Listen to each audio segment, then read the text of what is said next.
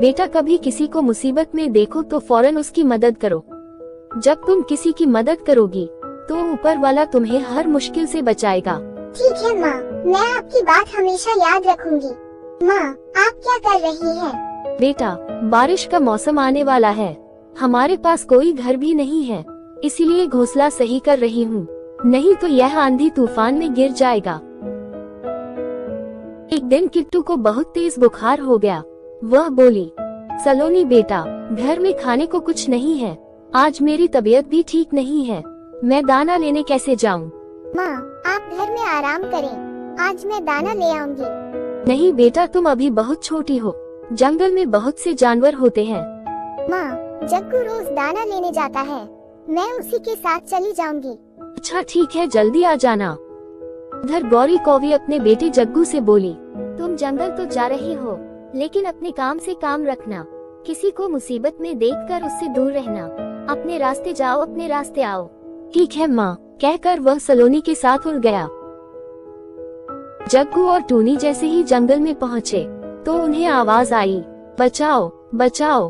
जग्गू, लगता है कोई मुसीबत में है, हमें उसकी मदद करना चाहिए।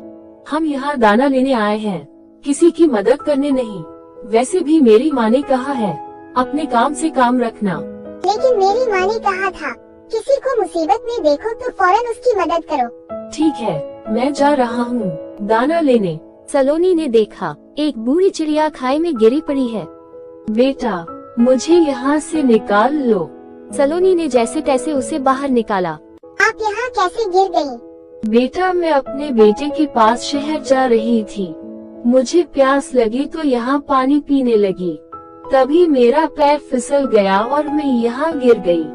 आपको कहीं चोट तो नहीं लगी? नहीं बेटा, मैं ठीक हूँ, तुम बहुत अच्छी बच्ची हो।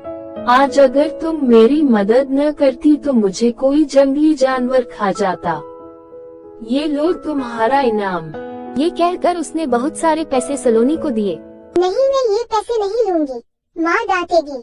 रख लो बेटा, मुझे अच्छा लगेगा और यह पैसे तुम्हारे काम आएंगे। मेरे पास बहुत पैसा है, मेरा बेटा शहर में नौकरी करता है। अब मैं चलती हूँ और तुम भी अपने घर जाओ। उधर जग्गू दाना लेकर लौटा तो उसने देखा सलोनी के पास बड़ा सा थैला है। सलोनी, इसमें क्या है? सलोनी ने जग्गू को पूरी कहानी बताई।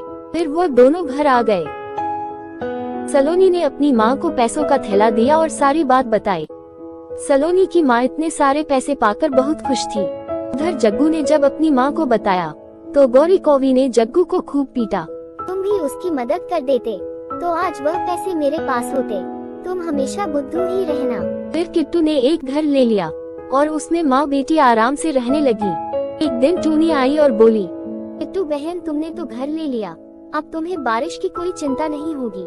देखो हम कब घर ले पाएंगे, हर बार बारिश में घोंसला गिर जाता है। तुम चिंता मत करो टूनी, जब बारिश शुरू होगी तुम सब मेरे घर आ जाना और आराम से रहना। किट्टू बहन, तुम बहुत अच्छी हो, तुमने तो मेरी सारी चिंता दूर कर दी।